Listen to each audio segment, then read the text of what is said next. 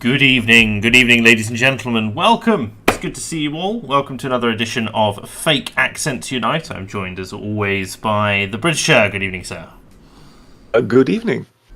Do you notice, a particular change in my temperament when we go on air compared to before the stream? Just a tad.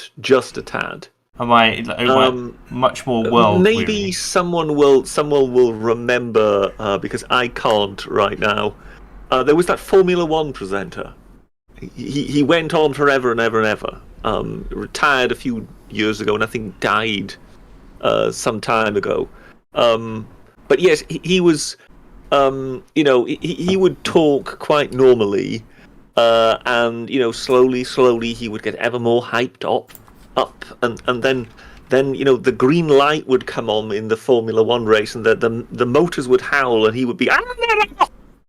He would suddenly turn into the sort of commentator beast. Perhaps someone in the chat knows who I'm talking about. He would get hyper excited for the entire length of the Formula One race. Murray Walker? That's the one. Yes, that's the one. I can't take credit for that. The famous Eccles coming in with the trivia there. Well, there you go. See, if you want to know the trivia for a name, you obviously have to go to a Mancunian cake baker. Is that right? Have we, given that last week we had all of the, let's call it a vigorous discussion on the origin of various bits of British cuisine, is the Eccles cake, absolutely guaranteed to be from Manchester, or do other people claim Eccles, I think, is a place in and around that area. And from what I learned from watching one of Michael Portillo's train journey programs once, he did that series, didn't he, where he went all around Britain on trains. At one point, he goes to the Eccles Cake Factory in Eccles, and I believe it's in the Manchester area. Yes, great Salford. If you're in a supermarket and you see one of those packets with 4 Eccles cakes in, and it's sort of a yellow and brown badge, I think it's got on it. That was that factory, and I believe they are the only factory within the correct boundary. Anybody else selling Eccles cakes is just simply making them, but they're not actually proper original Eccles cakes because they don't come from that part. You're wrong, you see, because Eccles cakes do not have protected geographical status, so you can manufacture them literally anywhere and call them an Eccles whatever cake. you want, yes. But as far as that factory is concerned, they're the one which is in Eccles. I see. Apparently, I'm supposed to avoid confusing it with a Chorley cake. Although I've never had a Chorley cake. Are you aware? I am aware that there is one that is pretty similar. I'm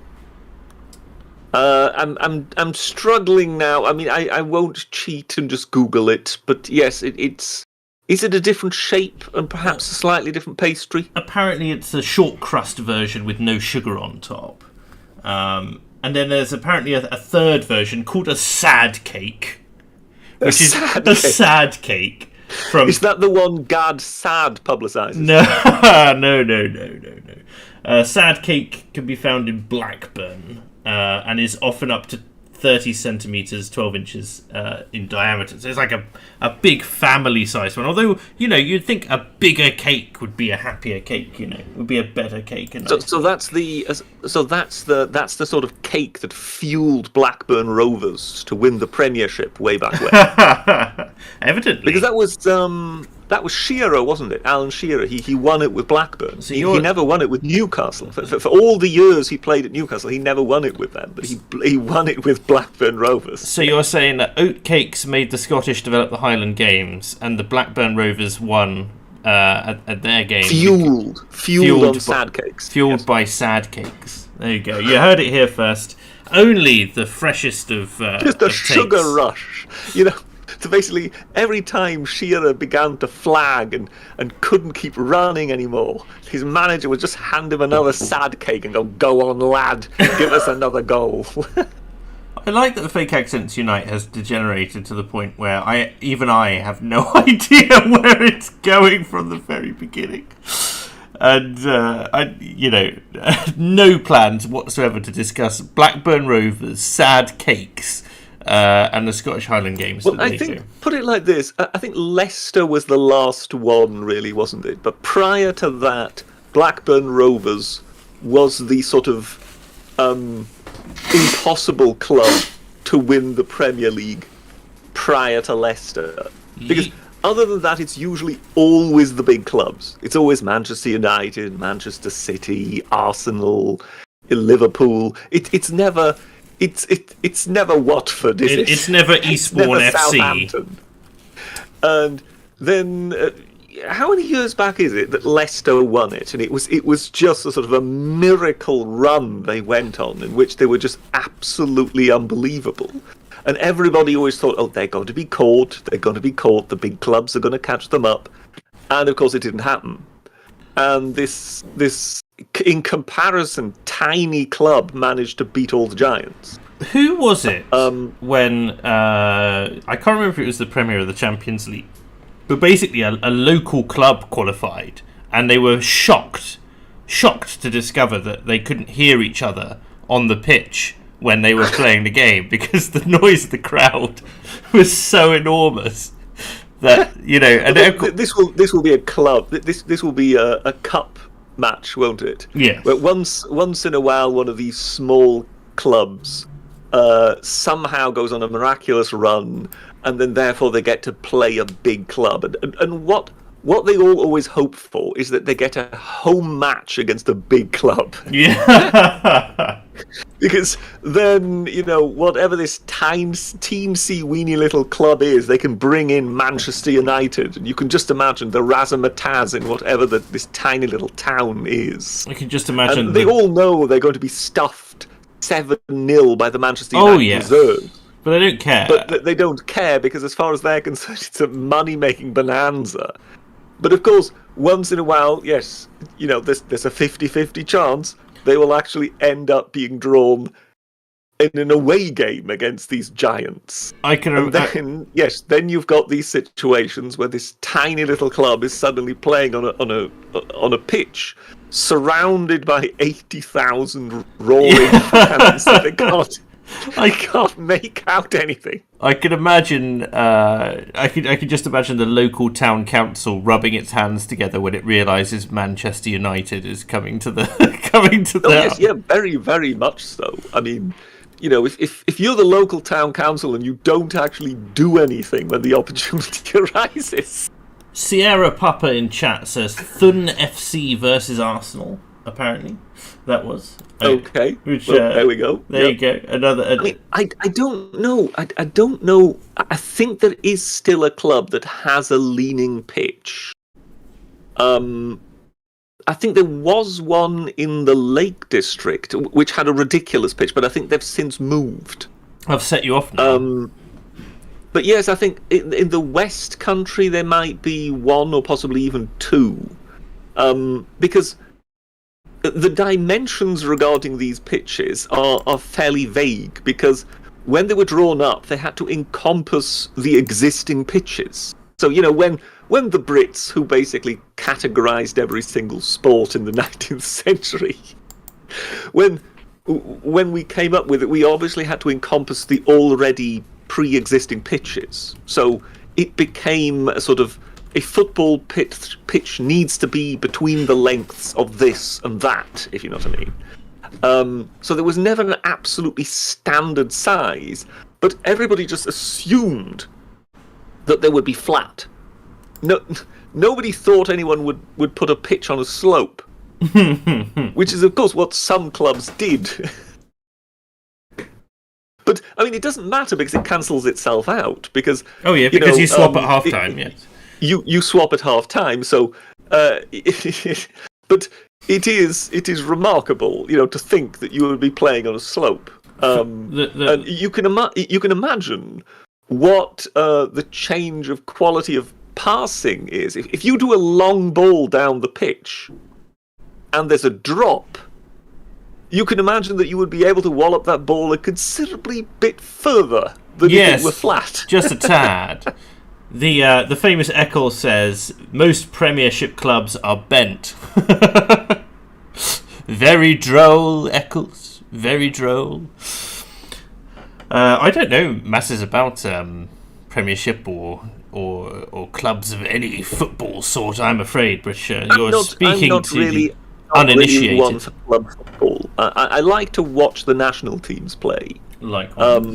I've never been a fanatic sort of for club football, but I love the sort of trivia, and I love the fact that some people can be unbelievably passionate about it. I mean, there is something about those crowds.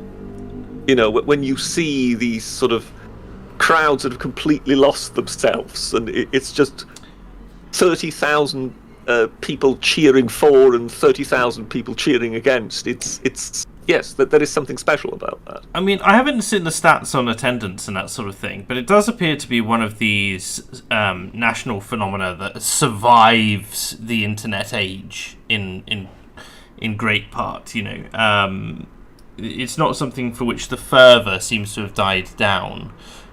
Although, I mean, you know, correct me if I'm wrong, but I still see people getting up, and you know, the pubs are still rammed when it comes to sort of the important matches and that sort of thing. And obviously, you've got the locals who are going to go mad for it. It's always funny if you end up on a pavement having to go the wrong way on match day.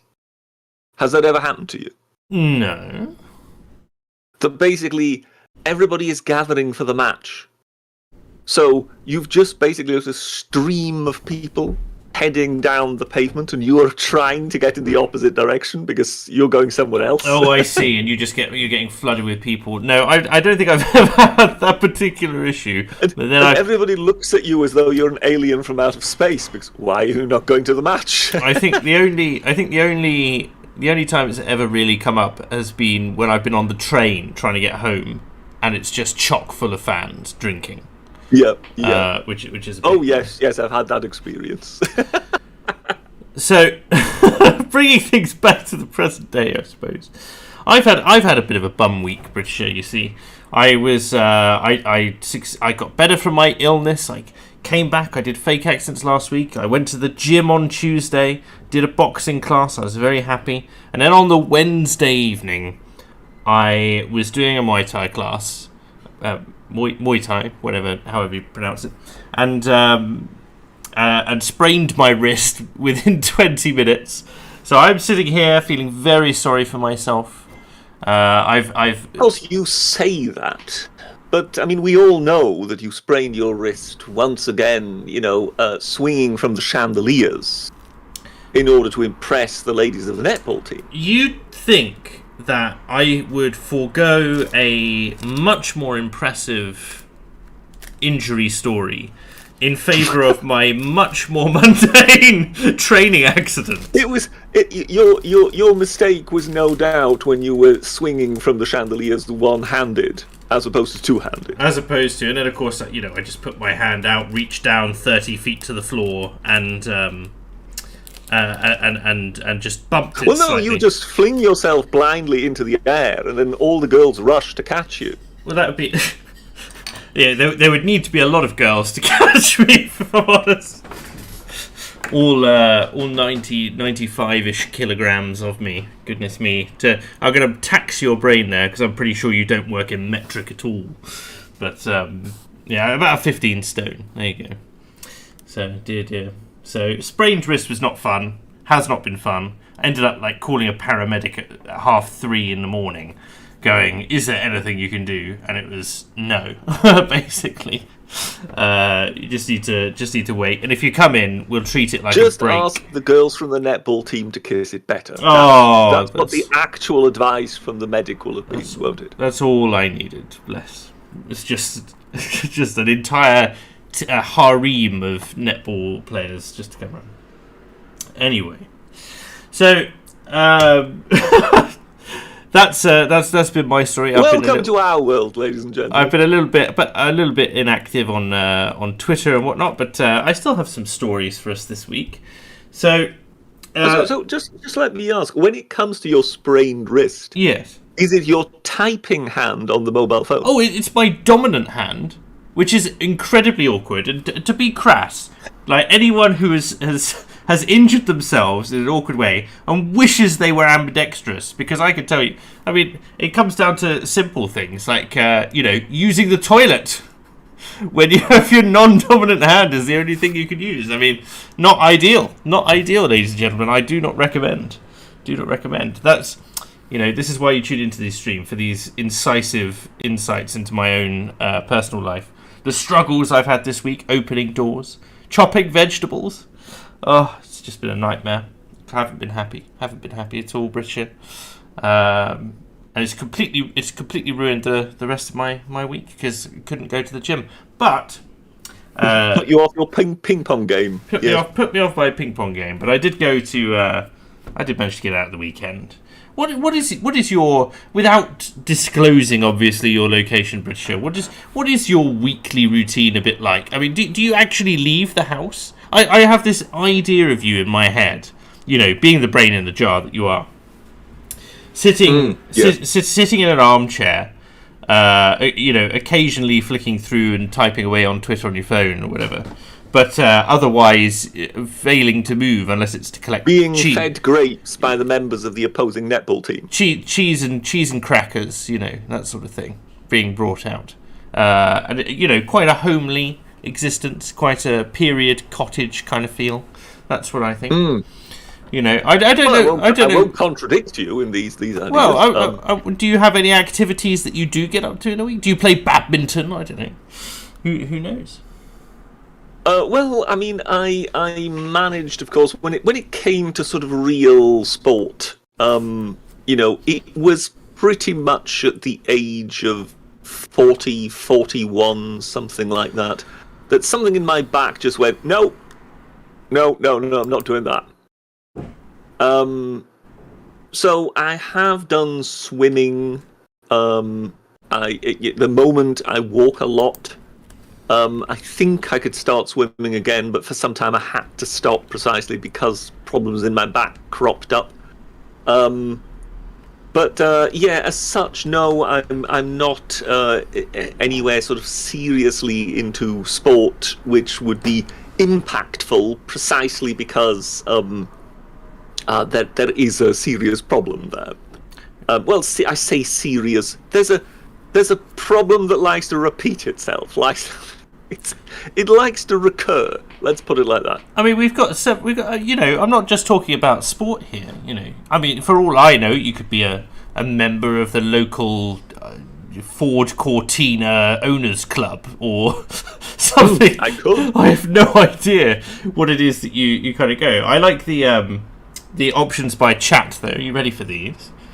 So go ahead. I need to hear what I am. Burnsy3210 thinks that you have a hobby which is painting ships in a bottle.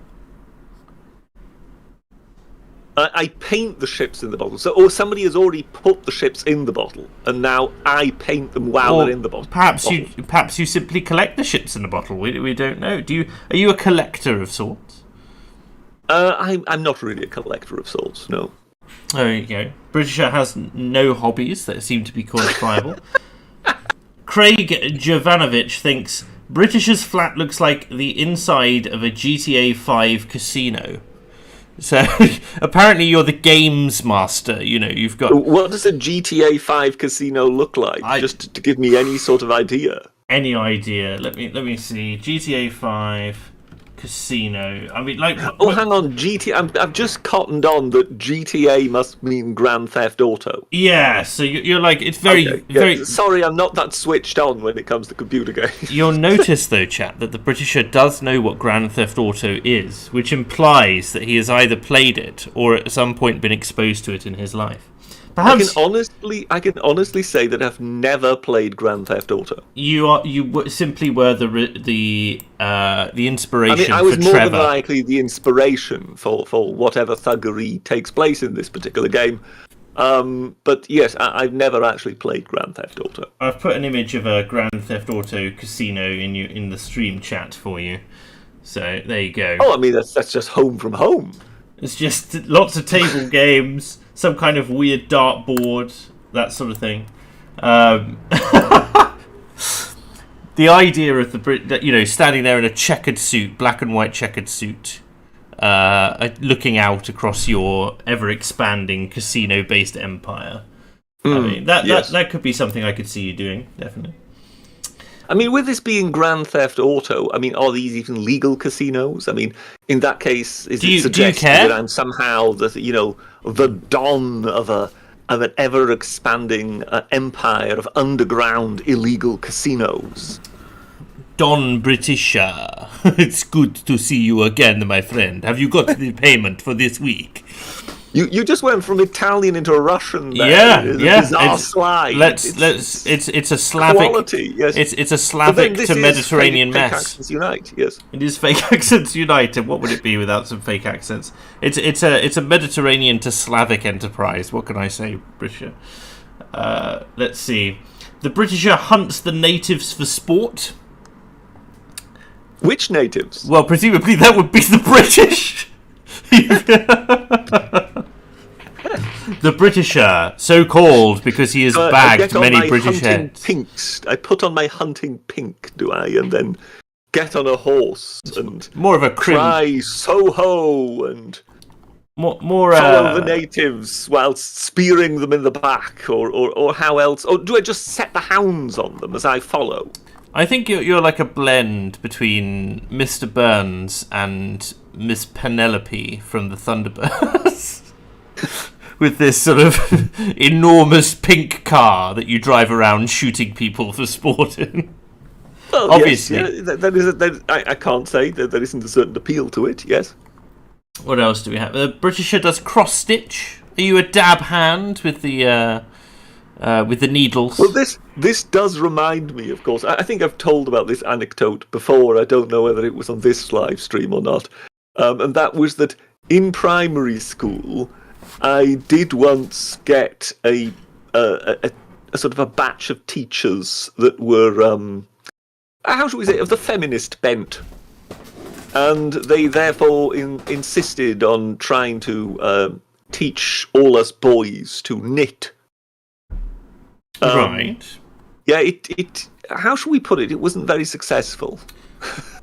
I'm like, I mean, if you really want to work on a sort of serious breakdown of discipline and really antagonize every single male member of a class, trying to teach them to knit is a good way of going about it. I mean, every single boy there is going to go for a scarf just because it's the easiest thing to go for a start. But secondly, you just think it's not manly in any way, shape, or form. Even if you were good at it, you would have to be incredibly good at it in order to. You see, this maybe explains a few things about me, because I was already then, and I must have been, 10, 11, I don't know, I was already then aware of the fact that one was trying to do this because one was trying to prove the point, because one was a female teacher and one was a feminist. It didn't go down well, and it was abandoned pretty quickly.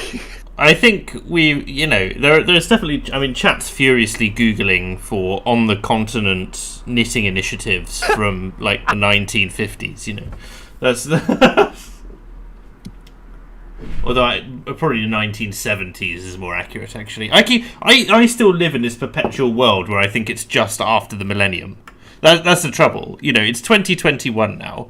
People who are 50 were born in 1970, but in my mind, it's still 1950 that would be the case. Yes, in your mind, all my teachers arrived in a pinstripe suit, wearing a bowler hat, carrying an umbrella. Certainly not the feminists, no.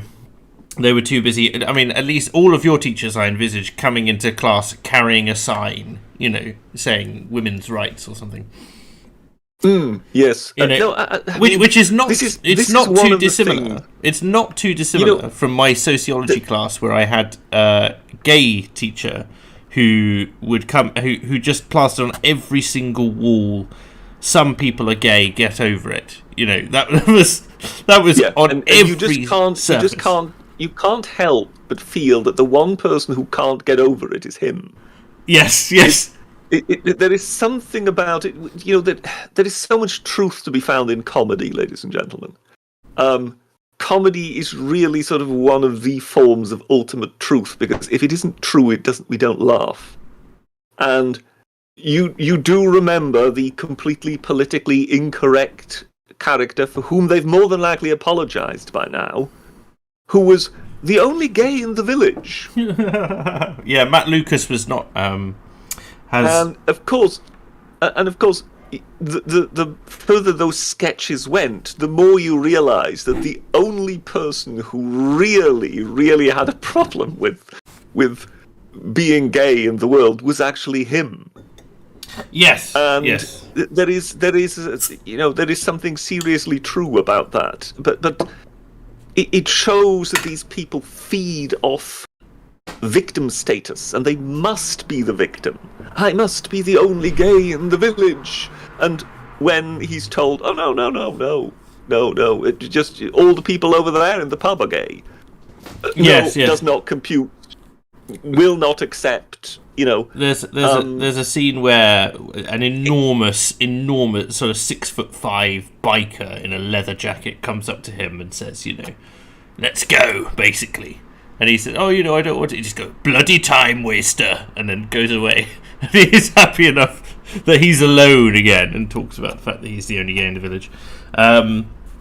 But you see the whole thing about the feminist, my feminist teachers and all that. Yeah. And this, it depends on which theory you read, whether you accept that they were second or third wave feminists or whatever. I mean, we're either now in third wave feminism or in 15th wave feminism, depending on which definition you use. See, I like to think we're just in post wave feminism. Like it's not. Like, they don't really stand for anything. That's the thing. Like, there's no great battle to be fought. The closest. Some of them now seem to have got the bit between their teeth, wanting to fight the whole transgender thing.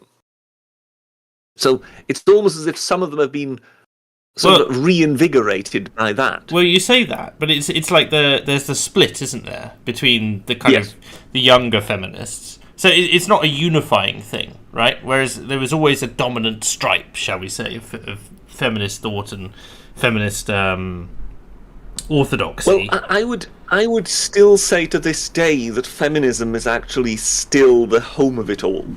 If you want to kill the dragon, the lair of the dragon is feminism. It's not LGBTQ plus. It's not Black Lives Matter. It's feminism. British hates women. Just in. Yes. Yeah. No. The one thing that I sort of really need to get off my chest on this particular subject is, as I say, there was that wave, the Germaine Greer wave, that was just horrid. But, and this is a warning from the past, ladies and gentlemen. This is the old doggery person trying to tell you. We all thought they'd gone away. The whole feminism thing died down, and it looked as if we were just all getting on with life, and everything was over. And then they started coming back, because they'd basically they'd got into the universities and whatever. So Germaine Greer became a professor, I believe, at Warwick University. And nobody paid it much heed. I mean, I always rolled my eyes when she was announced on Question Time as Professor Germaine Greer. I always thought, oh, God, so she's written 2 books and now she's a professor. But imagine in that time in which she was a professor, how many militants she turned out. And that was happening very quietly while we all thought that this whole militant feminism malarkey had gone away. And of course, then it came back and it really bit us, because that's when this entire progressive wave started off. And always remember, the whole, what do they call it, intersectional thing, the intersectionality, which is now at the heart of a hell of a lot of this progressive crapola. Well, here's an idea for you. That was a black feminist. It's Kimberly Crenshaw. Yes. She came up with that. So you look to these feminists and you give them enough time and they will create havoc. You should. And yes, I always feel we failed to kill the dragon. The dragon was merely dormant, and we thought he'd gone away and died. You should do a video called "The Origin of Progressivism," where you go into this stuff, man. Sounds good.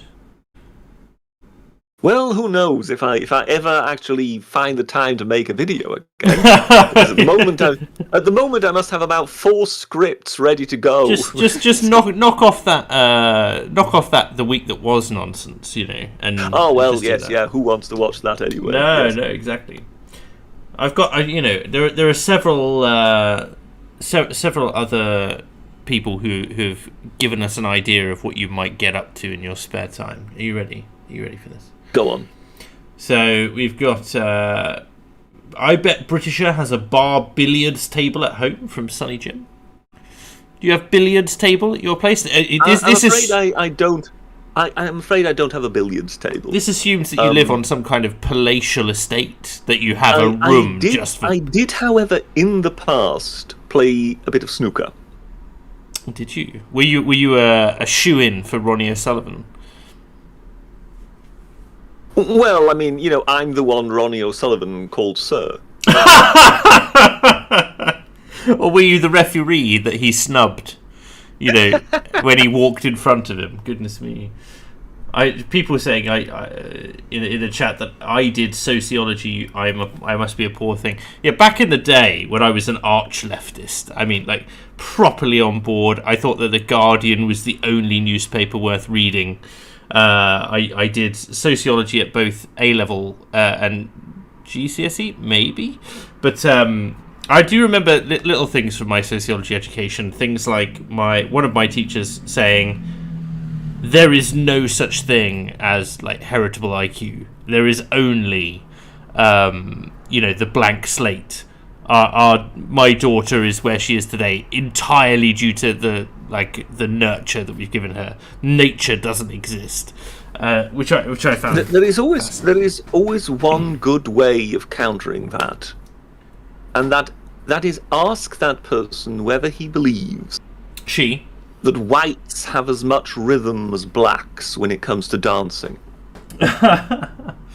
But that's like we do. That's when they tend to suddenly violently digress from their own theory. But we've got more. We've invented more styles of dance. I mean, not that I kind of buy into this whole kind of like white kind of white consciousness narrative at all. Anyway, but I'm like, if you're gonna go that broad, then there's a huge array of things. And yes, I would include, the Spanish and the Italians and all those kind of dance forms, salsa and tango and all sorts, amongst quote unquote white, whatever. But my favourite comment here comes in from Craig Jovanovic, who says, Britisher is so old the pith helmets had to be knitted. And I just have this image in my head of you knitting not pith helmets themselves, but like a tea cozy, a pith cozy for your pith helmet. I see. Yeah, tea cozies are basically a to keep your teapot warm, but in the shape of a pith helmet. Yes, but for your actual pith helmet. You've just created the idea for an eBay bestseller.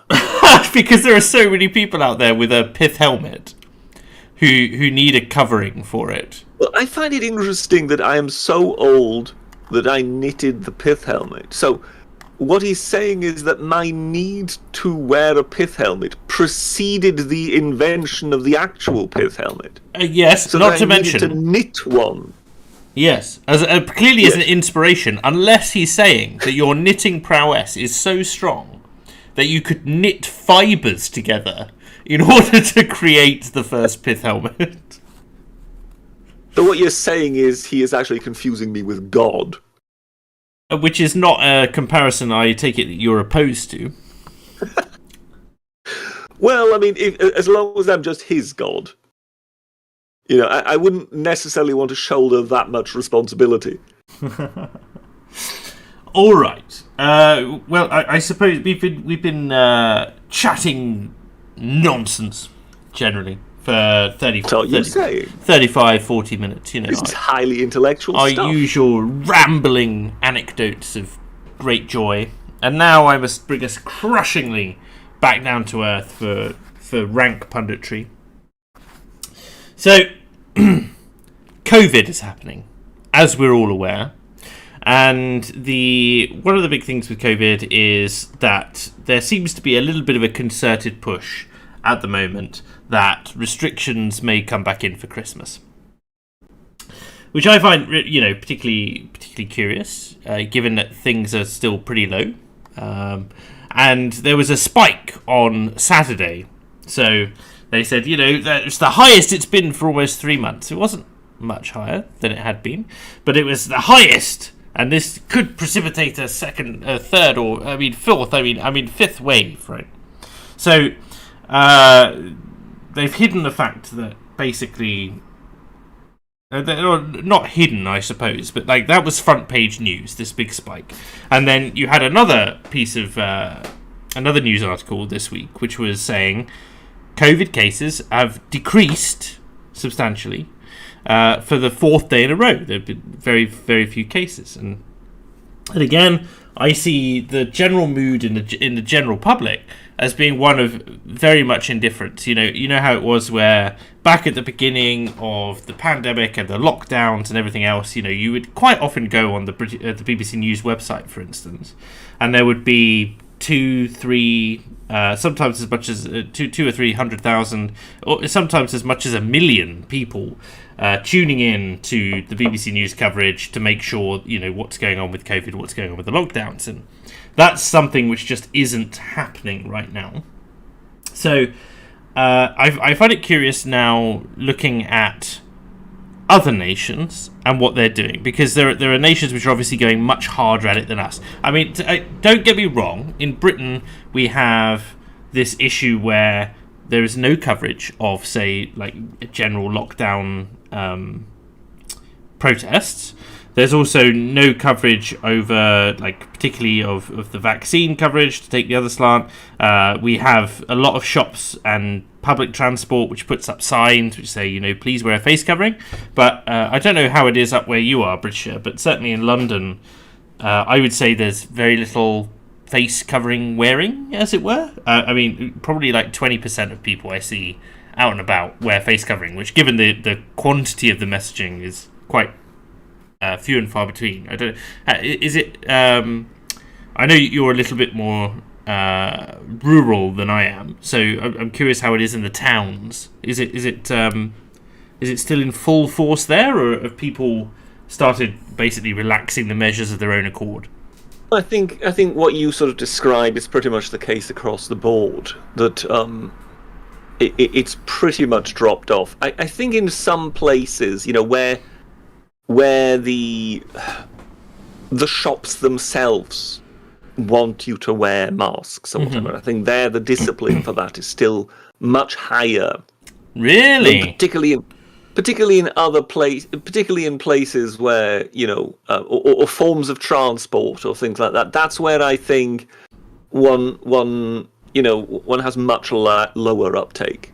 But if it's a fixed abode where one knows there is staff at hand that one will tell one, no, we want you to wear a mask, that's where I feel people are still much more willing to kind of play ball. Interesting, because over here in the shops, it's certainly not being enforced. But I know that when I was down in Devon, that there was someone on the door who said you have to have a mask to come in, or you have to have an exempt card or a lanyard or something, right?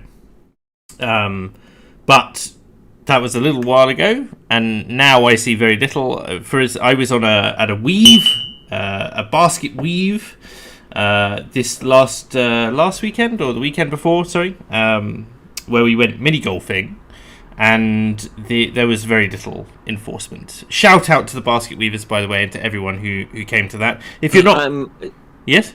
Forgive me if I don't understand, because when you say mini golfing, this sounds very much like an outdoor activity. It was indoors. It was indoor mini golf. This was an indoor mini golf. It was enormous, but it was. They have 3 separate courses. We were at Putt Shack in Bank in London, and I just want to shout out the basket weavers. I don't know if I've talked to you about the basket weavers before, but sure, are you aware of them? You have mentioned them before, yes. Okay. So, yeah. But when you're mentioning playing mini golf in what sounds from your description as the equivalent of an aircraft hangar. No. It's like picture a really classy bar, and sort of really very much packed with people, and then 3 courses on sort of cardinal points. So.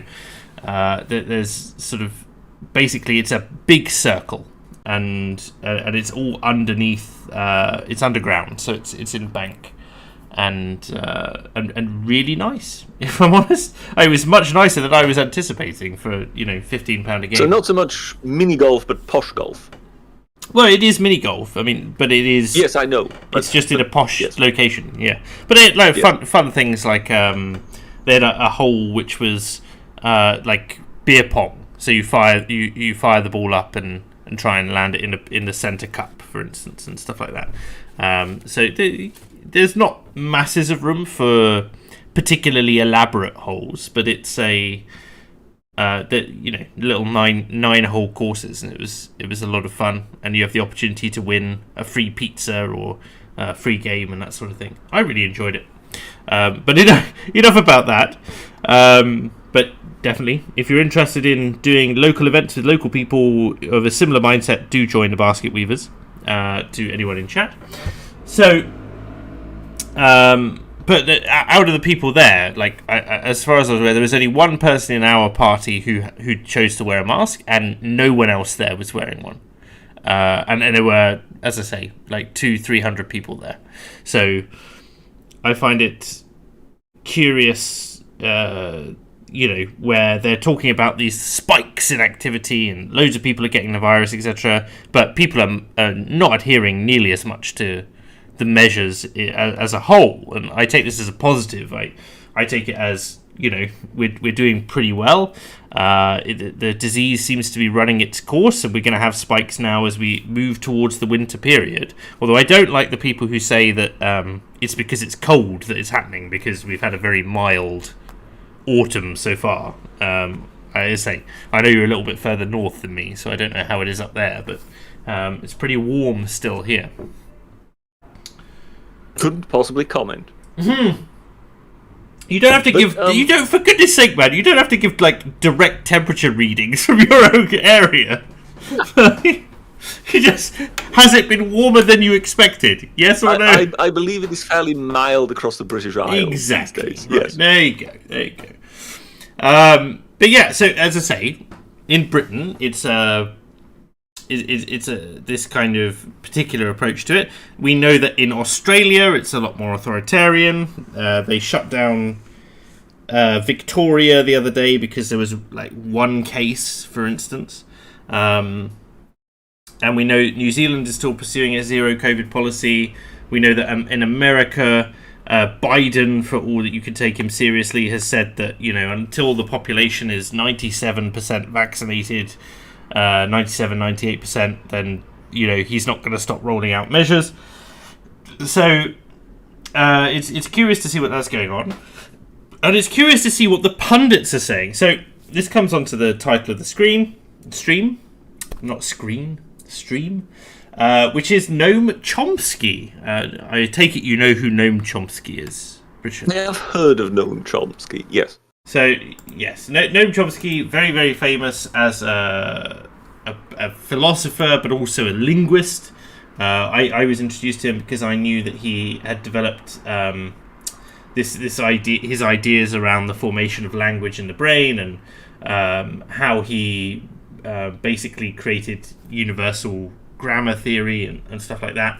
But he also obviously had quite a lot of anti-war impact. He wrote an essay called "The Responsibility of Intellectuals" and stuff like that. He ended up being arrested a number of times under Nixon. So I find it curious to see how intellectuals who either previously had a lot of clout or who currently do, when they weigh in on these issues which are kind of beyond their remit, right? So, given that he's very anti-war, he came out in an interview today which said something along the lines of, I think he said the unvaccinated should be... he was asked what to do about the unvaccinated, and he said, there's the question of what we do about food. Let me see what it says. Okay, Noam Chomsky says the right response to the unvaccinated is to insist that they be isolated from society. Which I think is quite an extreme position to take. Essentially, he's advocating for a quarantine from society for the unvaccinated. And then, additionally, he said, Charles, is he actually saying he wants quarantine for those, or is that the interpretation of that is what isolating them from society means? The direct quote is, he wants to isolate them from society. And then he was asked about, food and that sort of thing. And he said, well, that's their problem, not our problem. Right? So, okay. I just like the idea, like, in 2020, Noam Chomsky was of the opinion that, because he was very anti-Trump, right? He said, Trump is basically Orange Hitler, we need to stop this, and then in 2021, he's like, we need to put the unvaccinated into camps and starve them until they submit, basically. I mean, as I say, when you say quarantine can mean they have to stay at home. No. It doesn't mean we have to put them into camps. No. The let me see what he literally. I mean, I won't play the interview for you here, but he literally says to move them away from society, deny them access to every single business, and then he said, how can we get food to them? Well, that's actually their problem. So it doesn't matter if it's a quarantine in the sense of a physical quarantine, or if it's a service denial quarantine where you literally cannot access anything. You can't access a doctor, you can't access, apart from to get vaccinated, of course, you can't access food, you can't access water. Obviously you can pay for things whilst you've got savings, but you can't go out to work unless you can work from home. So I find it quite extreme, to say the least, that is there. And we've had a couple of super chats which come in. So Froggy, for instance, says Chomsky is a utilitarian, lying that he's an anarchist, good on war and war propaganda, but unprincipled and crap on everything else. So I find it disturbing, the level of platform that this is being given. I guess that it's, maybe it'll only be here for a day, maybe it's just a flash in the pan, as it were, but I find it distressing, to say the least, that someone would advocate for this particular position, and then you have the people who are supporting this. I think what it is this inability to see beyond a certain problem. So basically, I wish to solve this problem. Mm-hmm. This is how it can be done. And you just go, okay, yes, technically you're right, comma, but. But, yes. Yes. And I think in this day and age, particularly because everything is so heightened, what he's really talking about, I think, is not people who don't want vaccines. I think, how they always like to use this term, the dog whistle? Yes. What he's really meaning is those MAGA hat wearing rednecks. This is really what it. To me, that's what it sounds like.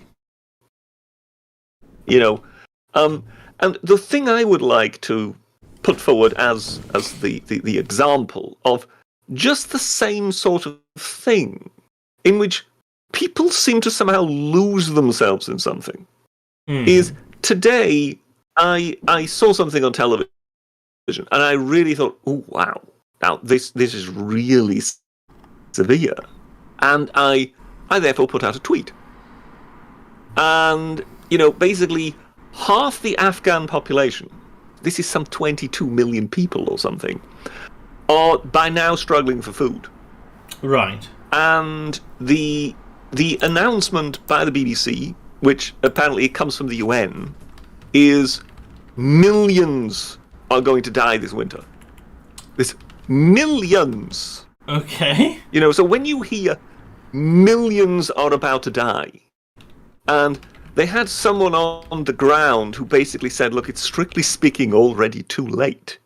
Even if we start bringing in help and whatever, God. The fact of trying to help, trying to reach these people, they are going to be gone by the time this happens. So, in a way, they're kind of saying, just get prepared for something absolutely biblical to unfold on your television screens over the next weeks and months. Okay. So I put this out, and immediately the sort of response was by some people, oh, we don't want them here. I don't care. And you just go, no. No one is saying, oh, we all want to be bleeding hearts and we immediately must rush into Afghanistan and whatever. Look, we all know what happened in Afghanistan. We all know what for a death pit the whole place turned into. Yeah. We all know that, strictly speaking, everybody wanted out of Afghanistan. Yeah. One might quibble about which way one should have pulled out, blah, blah, blah, but as such, everybody was agreed we want to get out of Afghanistan, whatever. But now we're suddenly looking at an economic collapse of unbelievable levels, and a substantial part of the population is about to starve to death. Well, there was an article immediately. Yeah, go ahead. Yeah, no, I was going to say there's an article today on the topic saying, well, first off, their government collapsed, but secondly, an Afghan family sold their daughter for $500 for food. Yes, that sort of thing. It's obscene. In order to feed the other children. Yeah. Really, really nasty stuff. It's what we're seeing is utterly grim. I mean, utterly grim. But what I find so funny is that people sort of fall back on ideological positions. And this is what I see Chomsky doing in this particular case. So forget humanity. The other side have it coming. I don't care. And that's where I feel that, even when you can't do anything, even when, no, it wouldn't be right suddenly to just say, oh, well, let all the Afghan refugees come to us then. No, we know that it would be completely irresponsible. It doesn't work. It would be terrible. Nonetheless, you would think that people's humanity would nonetheless be touched, that you would still feel, oh my God, millions of people are about to die. I mean, what was it? It was Alec Guinness, wasn't it, in Star Wars? Yeah. I felt something in the Force or whatever when the planet is blown up. Okay. You still think that you would feel something in the Force, even if, yes, there is nothing we can do. If your position is so hardened that you can't be reached by this, that your soul can't be touched by this, that you just no, I don't care. Then it doesn't really matter whether it's the unvaccinated or it's the Afghans. Right. You still, something has gone wrong in your thinking. But there's something to be said when people go, well, the Afghans, well, there's clearly no fault of their own, right? There are people who look at that and go, well, it was British and American intervention in Afghan which messed it up beyond all recognition. Therefore, we have a responsibility. The unvaxxed are deliberately taking a decision which will impact their lives and those around them, for those people who believe that. Therefore, they're much less deserving of sympathy. I don't know if it's necessarily a fair comparison to to make that kind of leap, I suppose. But I don't know. I think there is. How should we say? I think the Afghans, in that regard, bizarrely, because we all know what the Taliban is like. But when we're talking of the Afghans as such, they're not part of the whole ideology game. You say that? What do you mean they're not part of the ideology game? Well, I think a hell of a lot of the whole vaccine thing has become a sort of question of doctrine. Yes. And?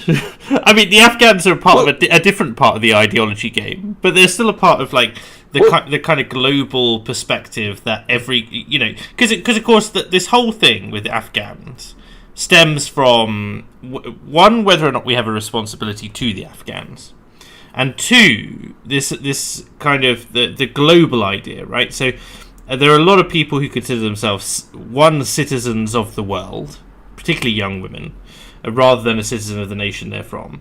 And secondly, because of, I suppose, the lowered barriers to travel that have existed, that we benefit from in many different ways in terms of transporting goods and being able to go on holiday in nice places or whatever it happens to be, getting aid to places where it needs to go. The idea of, refugees, for instance, should seek shelter in the nearest safe country is a farce to them when they're thinking in terms of it costs 30 quid to get a Ryanair flight anywhere in Europe, depending on how you book it. So why is it so expensive to, why is it such a stretch, when it's easy to them, it's easy to just evacuate an entire people. But and there's also the law, not the law of large numbers, but dealing with large numbers, people can't imagine a crowd over, say about 300, I think it is. So when it comes to, if you're talking about 1,000 people or 1 million people, people don't really think about it. They just think government, massive amounts of money, massive amounts of resources, must be able to do something for these people, irrespective of the number of them.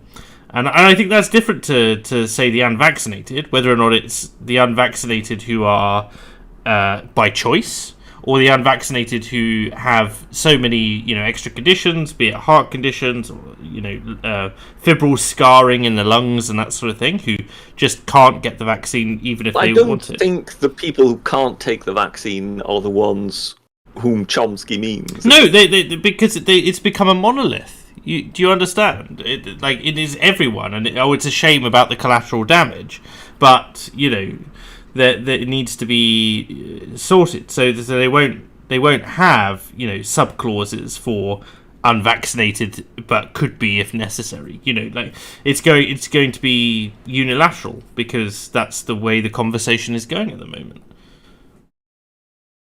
I get that when they talk about it, the public face of the unvaccinated is protesters and nominally, I would say, like the right wing. But just judging even by my own research into the area, it's the the libertarians and the more right wing self-identified who have a problem with the vaccine, and those are the people who are unvaccinated. So it's like they combine their enemy into two.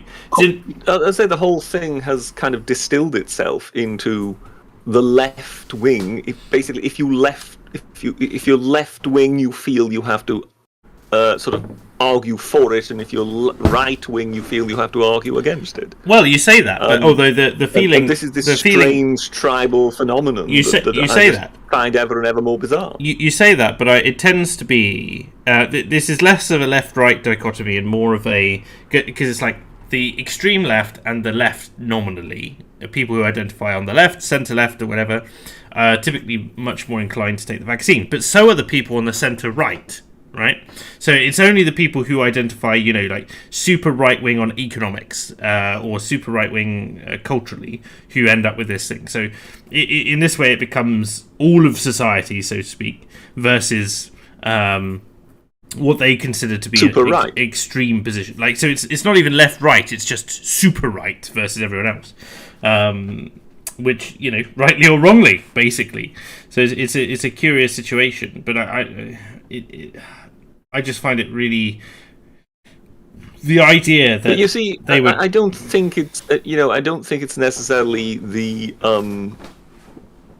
center left or the center right who are arguing for people to be completely isolated from society. I think they are. The more tribal you are on the left, the more likely you want the people who are the more tribal on the right to be, Chomskied.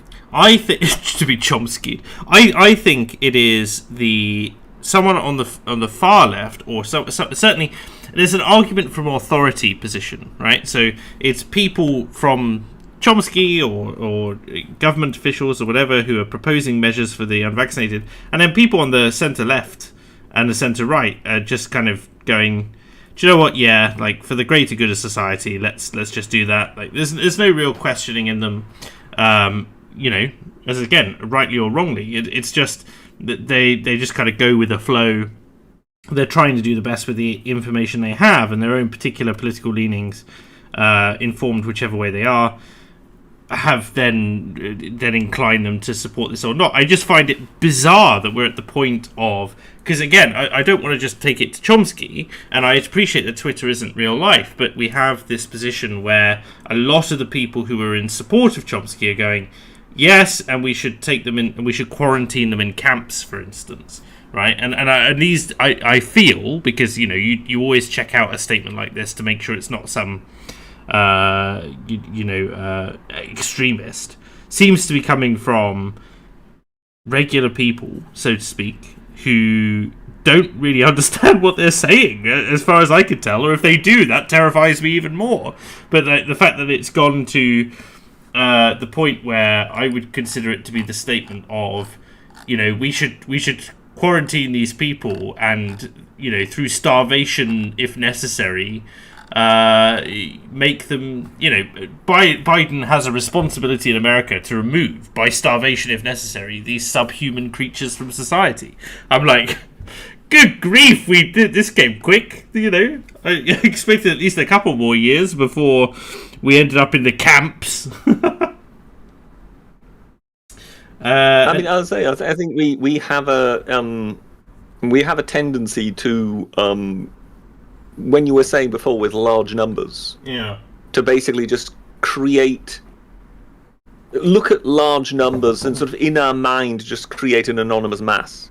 And wasn't it? It's Stalin. It's one of these things that's ascribed to Stalin. Yes, if he ever was the one who said it, I don't know. But what is it? The death of one person is a tragedy. The death of 100 people is a catastrophe. But the death of 1 million is a statistic. Yes. And there is some terrifying truth in that. No, 100%. I look at it. That's what scares me about it. Aside from the fact that logically it doesn't make any sense. If the vaccine is effective, it doesn't matter how many of the unvaccinated there are, because the majority of society is being vaccinated anyway. There's a lot of evidence. No, listen to me. There's a lot of evidence out there that is coming out of the mainstream as well, that says things like, if you've got the vaccine, your next step should be to catch COVID, because natural immunity plus vaccine immunity seems to be stronger. And then you've got the other side, which is saying natural immunity is stronger than vaccine immunity by itself anyway, so if you've got COVID, you should count your lucky stars because you've got a stronger immunity. You should get vaccinated anyway, is what they say, but you've got this natural immunity from COVID, which seems to last at least 6 months longer than the vaccine immunity. So to me, I'm like, the science doesn't back up this position. I mean, when we had this thing with measles, mumps, and rubella, that combined vaccine. Sure. Which, of course, the story went round. Oh, it causes autism. Yeah. And then, I believe this has since been debunked. Yeah, there's no real connection between MMR and. But as such, it caused doubt within the population. Sure. And therefore, a significant part of the population then started saying, well, we won't get little Johnny vaccinated, but as long as everybody else is vaccinated, well, he'll be fine anyway. But and the result has been that we have started getting these measles clusters. But you'll notice... And, the medics are saying, well, yes, it's not enough to have the majority of the population vaccinated. We need to get beyond a certain level. But you'll notice that measles is no longer like a particularly widespread problem, and that it also, the long-term data is in now, and we have papers, for instance, which debunk the autism link, and we have things like that, and it's an extremely tiny minority, right? Which and the MMR vaccine as well has this kind of really strong what was I call it? Like cohort studies, for instance, which support its efficacy, and the side effects in general are really, really low. So this is different to the COVID vaccine, which has, one, no long-term data, just because it can't, and secondly, has the issue that there have been more reported side effects from this particular set of vaccines than all other vaccines in the past 20 years. So it's like the it seems to me to be a trial of a particular. I mean, I don't want to labour this point. You see, the point, I don't want to labour. I was answering was your claim that basically, well, as long as the majority is vaccinated. Yeah. And I'm sort of saying, well, it's not enough for the majority to be vaccinated. You have to go beyond a certain point in order to actually have effective protection. But we've already had 75-80% vaccination. So to me, it's like how much more do you want, basically? Anyway. And I don't want to labour this point because we have obviously on previous Fake Accents Unite, we've gone over the idea of what percentage of the population should be vaccinated and that sort of thing. But I am worried, for people, especially our cousins in the States who, with this, I don't think there's really any danger of people ending up in camps. I'm sorry, no. That will be. We'll see in a year, I think that yes, some doddery old man has gone off his rocker a bit there on that particular thing. But I think it's one would be reading much too much into it if one would think that there's really a serious threat of people ending up in camps. Okay, well, shall we move on then? I think I've got some super chats which I will read out of order a little bit just to get them through on Chomsky, and then we'll move on, shall we, Bridget, to something more interesting, shall we? By all means, yes. Marvellous. Okay. So, Scowen says, 124 seconds late. If all your lateness were to come at once, the singularity required for this would be close to being an absolute cataclysm.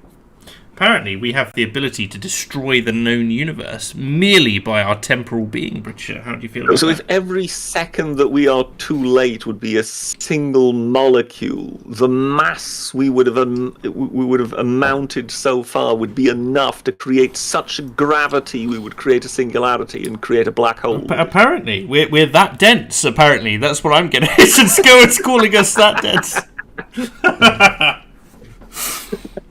Thanks, it's going. Always a pleasure to have you timekeep for us. Jedi Knight Anakin Cringewalker says, place your bets. Who wins mortal retirement first? Is it going to be Biden or Chomsky? I think, whichever way you want that to fall, it's going to be Chomsky. He's a little bit older, but there you go.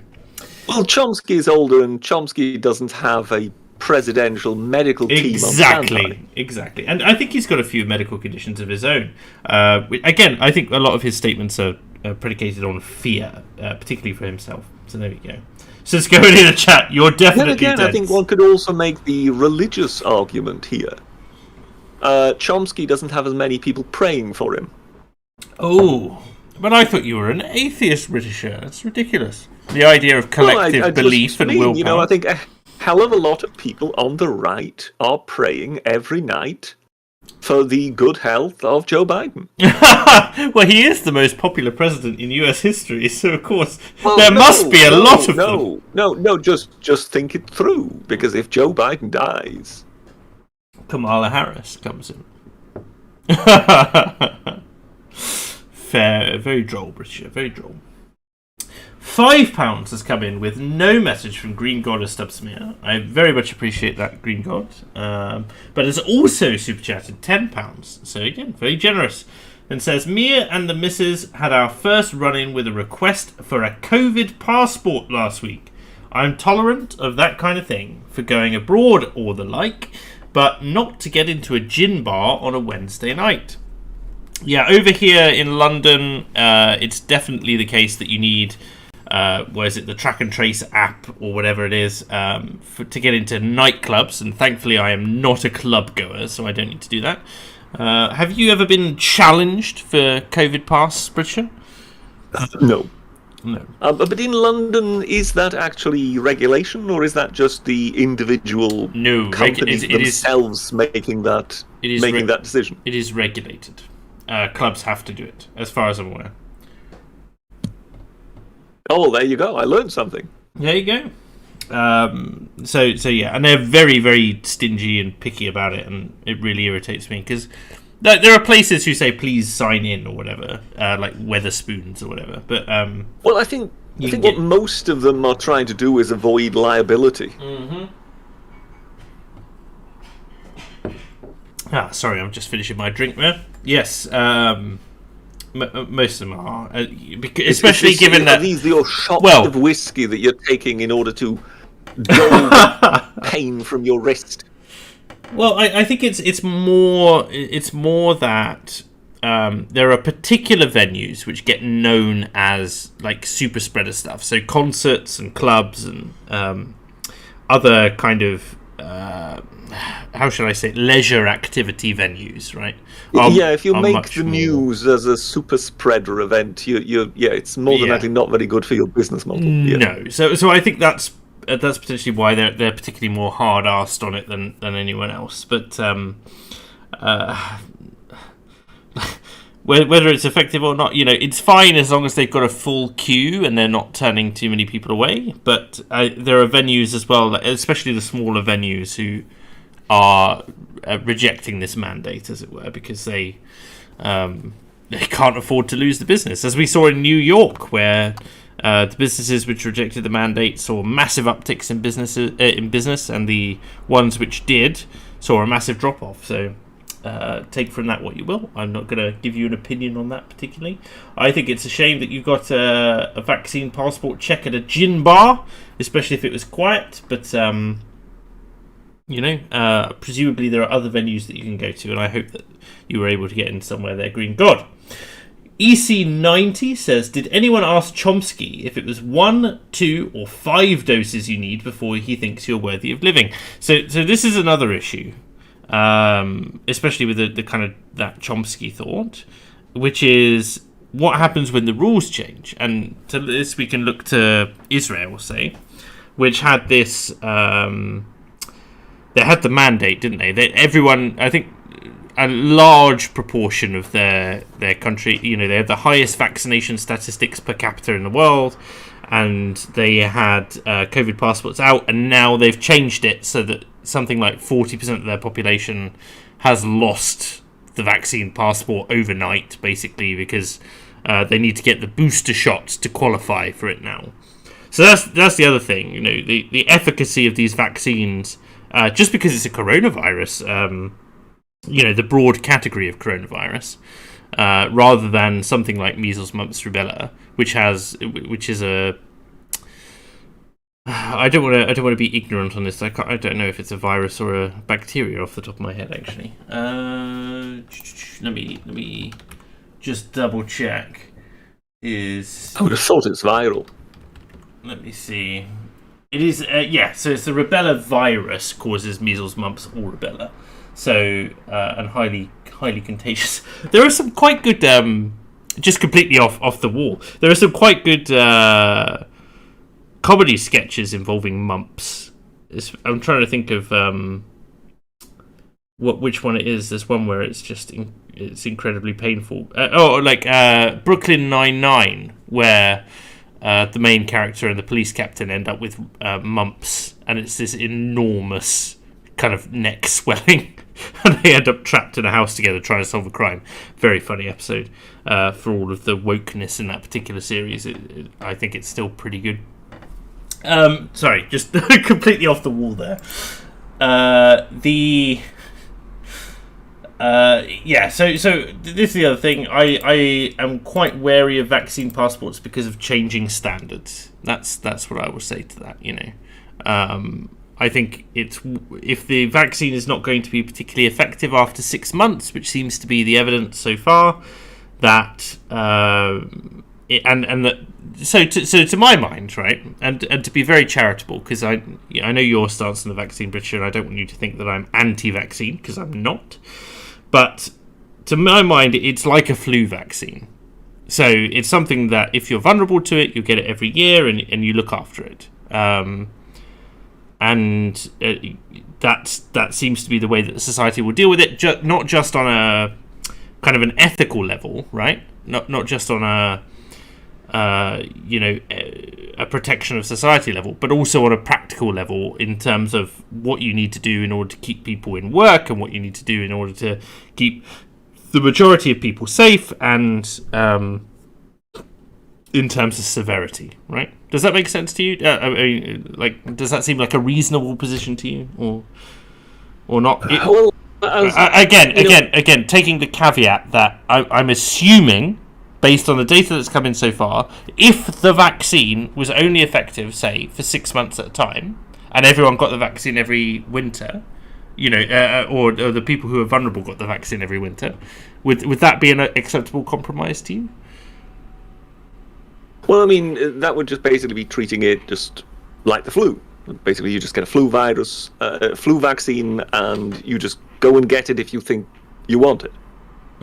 The problem is that I don't think we've been facing the flu, and okay. This is one of the things I've always been harking back to, that by and large, all this debate about liberties has been somewhat misplaced, because by and large it's really been a debate about the severity of the pandemic. Sure. So let's assume it is, like, let's take the worst case scenario, right? It's super severe, right? It's 10 times worse than the flu, okay? But the only treatment we have are these vaccines. And they need to be refreshed every 2 months because they only have a 6 month shelf life, and your reliance on them can only be relied on for a couple of months before the efficacy of them is down to like 40%, which is what we currently see at the moment. Like, what's your solution to that, other than everyone needs to get a vaccine 6 times a year in order to protect themselves from COVID? Or do we accept what? Do we accept that there's... I don't believe that that's actually the situation we have now. But no, because we can't develop the vaccines fast enough. We can't develop the booster shots fast enough. But we... But the... Okay, we were both waiting for the other one to speak. Sorry. We talked at the same time, and then we both stopped thinking, we'll let the other one talk.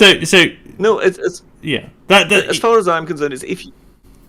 Sorry. If you have something really severe, but you've got the problem of people refusing to play ball who can contaminate others, that's when you get into the ethical dilemma we're in. And I think trying to deny that there is an ethical dilemma is fanciful. And that's why I'm perhaps much more forgiving with a lot of politicians who are trying to find their way through this. Because, there is an ethical dilemma.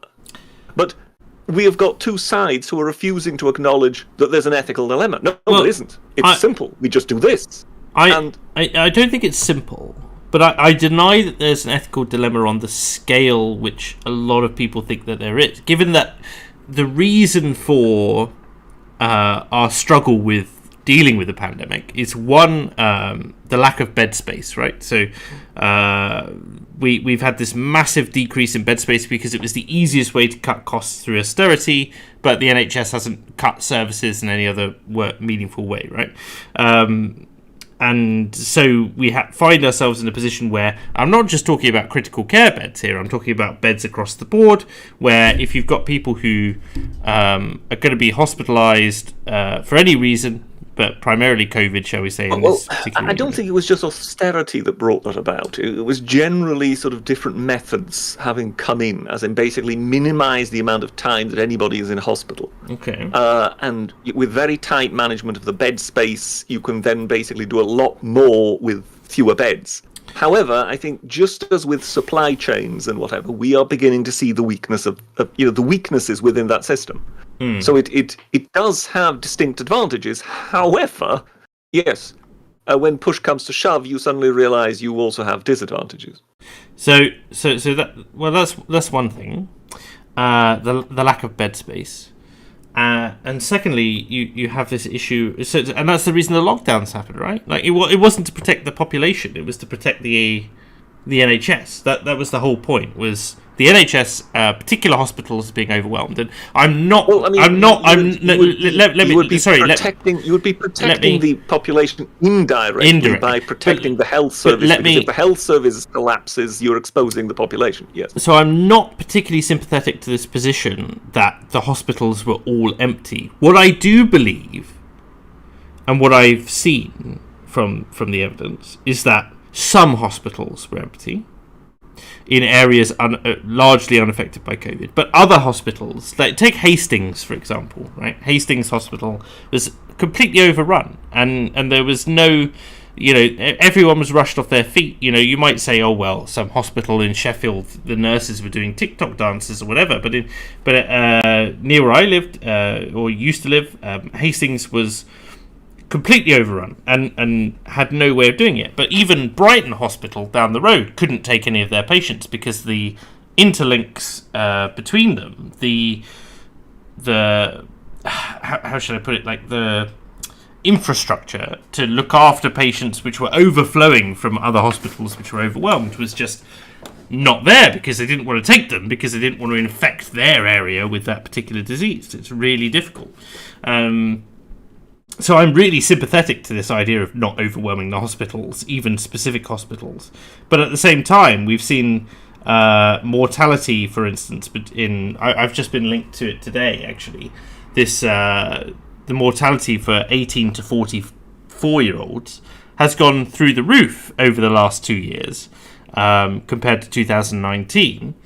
And a lot of it is due to other conditions which are not COVID, which people are not going into hospital because, one, they don't want to catch COVID, and two, they feel a societal responsibility not to overwhelm the hospital with their particular condition, which isn't COVID. So there's got to be a point where there's a balance which is met, which is just like, sure, COVID is really infectious, but at the same time, it's not as bad as cancer, right? But if you're a cancer patient, you should be able to go to hospital and get treatment and get chemo or whatever, There needs to be a balance with that.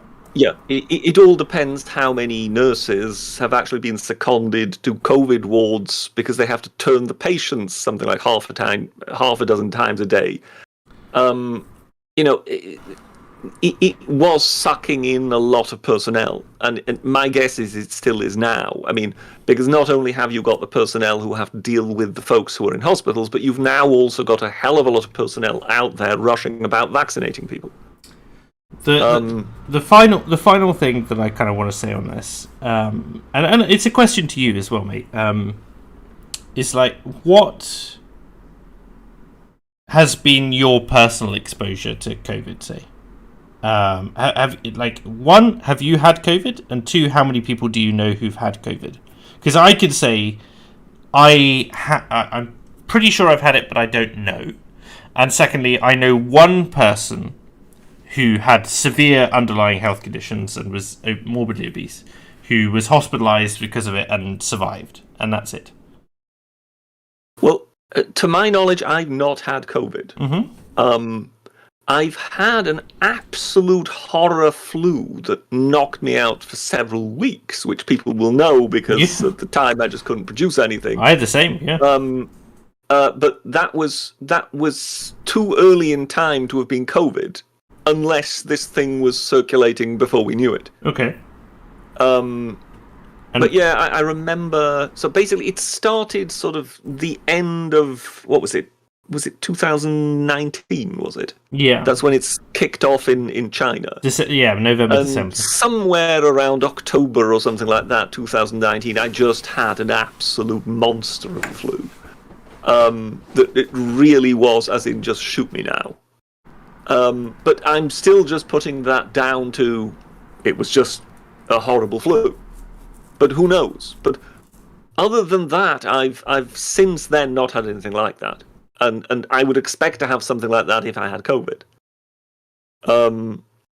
Then again, I mean, we hear of some people, it's a random thing, isn't it? You might have COVID and never know it.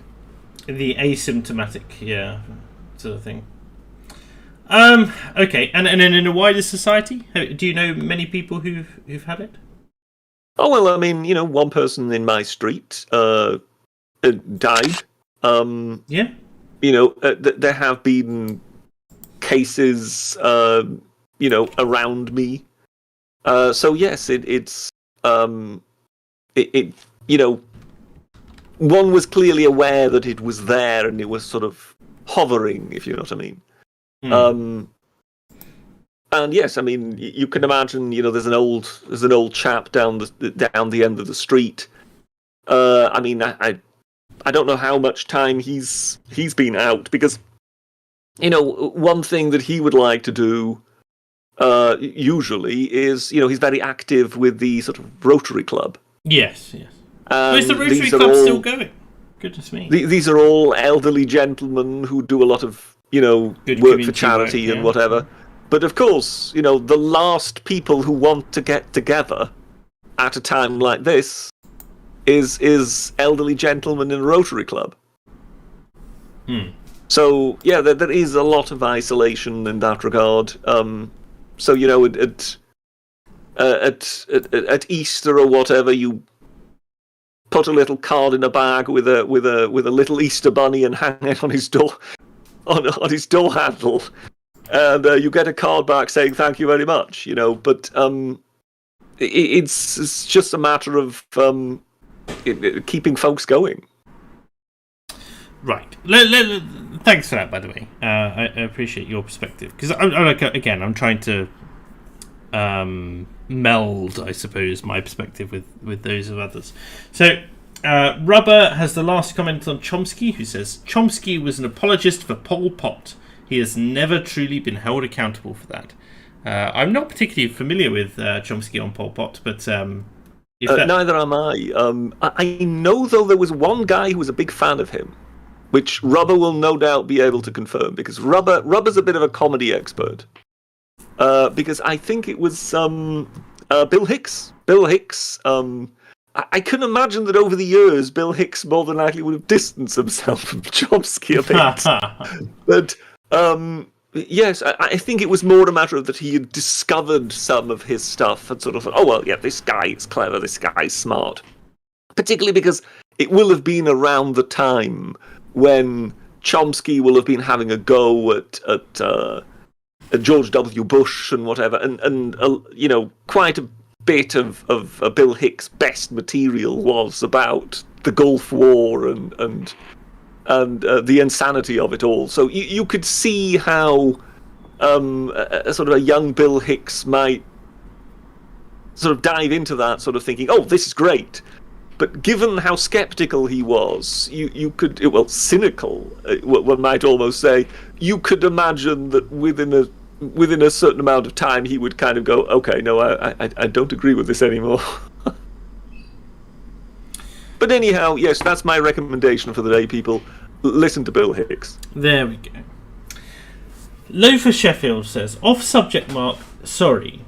Don't apologise, Loafer Sheffield. We appreciate every super chat that comes in. And if you've got something off topic, we're more than happy to diverge. Is Britisher aware that Roger Bisbee popped into the week that was comments to say thank you? An acknowledgement would be courteous. No, Roger Bisbee was in my comments. I will definitely have to look for that. Yes, thanks for letting me know. I had no idea. So there we go. So there you go. Fame again. You know, the last few weeks I've been able to brag about. Was it Boogie sending me a video message and Peterson retweeting me, and now I can this time round I didn't have anything, and I even said, oh, how miserable, I don't have anybody, I don't have an e-celebrity endorsement. Well, for the next week that was, I will be able to brag about Roger Bisbee in my comment section. So there you go. There we go. And finally, we have Hagnar the Viking, who says, crush the German state, Germania delenda est. I'm starting to get the feeling that he's not a great fan of Germany, Britisher. Yes, somehow I've got the feeling that, somewhere in the past a German peed on his chips or something. Oh, it's just such a horrible idea. To defile chips in such a way. But that was for $200. Oh, good dear grief. God, how popular you are. Lord above, I was looking at the stream, I was going, £30, that looks really like a successful stream. I love it. I really appreciate everyone who supports. All I can say, Hagnar, why don't we just drop the pretense? Elon, how are you doing? I think it's Elon Musk. Good grief. Very much appreciate, certainly the quantity of that super chat, Hagnar. Again, it's $500 in 2 weeks, which is absurd to me. I don't know whether or not you just get a large number of bonuses at Christmas, or if you're just feeling particularly generous at the moment, but thank you ever so much. Right, I have a couple of other stories, as I say, that's going on. So, the national living wage is going up this week. It's been announced in the budget, basically. They want to raise the national living wage to... the national minimum wage by 6.5% to £9.50 an hour or something like that, from £8.20. Do you have any particular kind of perspective on the minimum wage as a concept, and also, where you feel it should be? To any Americans in the chat, who are feeling like the Americans complaining for a $15 an hour minimum wage, well, apparently it's coming here. So there you go. Britisher, any comments? To be honest, I don't have a strong opinion on where a minimum wage should be. I am familiar with the problems a minimum wage can represent, but at the same time, I think yes, that there is likely also the possibility of just out-and-out exploitation. And therefore, yes, the problem with the minimum wage is that it should really always be set in such a way that it isn't really critical. As in that it's very unlikely to come into use, if you know what I mean. Once you hear that a large proportion of people are actually on the minimum wage, you either think, well, either you have got a lot of exploitative employers, or it's in a way set in too critical a manner whereby it's affecting all the other wages. Fair point. I think that it's certainly it reminds me of like the American debt ceiling, right? This idea that it was something that should never really be even approached, but now has to be raised every single time it approaches a difficult sort of metric, I suppose. The trouble with isn't it funny that every time when that happens, it's always the opposition party that gets the vapours? Well, it doesn't really matter which party the opposition party is. They suddenly become, oh well, no, this is so irresponsible. Well, I find it curious because like the minimum wage as well is in this country at least. I don't know how it works in America. Is something which is scaled. based on your age. So the minimum wage at 16, the minimum wage at 18, and the minimum wage at 23, I think it is, are completely different figures, which I think to some extent mitigates some of the effects of the minimum wage, but of course provides avenues to complain about it. You know, if you're an 18-year-old doing the same job as a 23-year-old in a job which is going to be at minimum wage, why should that 23-year-old get, you know, 3 or 4 pounds extra an hour than you do to get to do exactly the same job? Should the 18-year-old make as much effort as the 23-year-old? Well, that's the question, isn't it? But, you know, it's going to be a spectrum, isn't it? You're going to have very hard-working 18-year-olds and very hard-working 23-year-olds, but also very lazy on both ends. And, of course, the Liberal Democrats have been keen to point out that because of the changes to VAT and national insurance and so on, that the cost of living has gone, you know, the national living wage has gone up 6.5%, but the cost of living has gone up 3%, national insurance has gone up over 1%, universal credit, which is going to be people on minimum wage who are receiving that or lower, that's been cut by 25%. And then, of course, the Liberal Democrats going ham over Brexit, talking about how, you know, businesses are down 30% because of Brexit. It's nothing to do with this pandemic we're in. It's nothing to do with the rising cost of fuel prices. Of course, it's all Brexit. But, you know, even taking the bias of those particular results in hand, you wonder to what extent this is going to hinder the growth of small business as the kind of pandemic restrictions are closing off. Because Academic Agent, for instance, did a video where he said, you know, it doesn't seem like small businesses are actually particularly suffering through this phase. They're still keeping afloat. There doesn't seem to be a great deal of people who are out of work. The big businesses, there doesn't seem to have been a massive transfer of wealth from small business to big business, even though their profits are massively up, which I suppose is more attributable to people's savings being spent. But I think that something like the furlough scheme is hiding the cost to business. You know, people are able to keep employment high because a furlough scheme covers 80% of the wages, but at the same time, business is down, like, massively. Again, people who are able to spend savings on things, like I work in marketing at the moment, for instance. We saw a big spike last year in sales of digital goods and of, you know, home products, for instance. But the other side of the board is a lot more flimsy. You know, anyone who runs an outdoor activities centre or a Go Ape or something like that is going to have had massive issues with getting business through the door, right? Even if they can keep their employees on furlough, they're going to have to let a lot of them go just because they don't have the money to employ them when that system comes out of favour. And to that end, I don't see a raise to the minimum wage supporting that. Do you know what I mean? Does that make sense?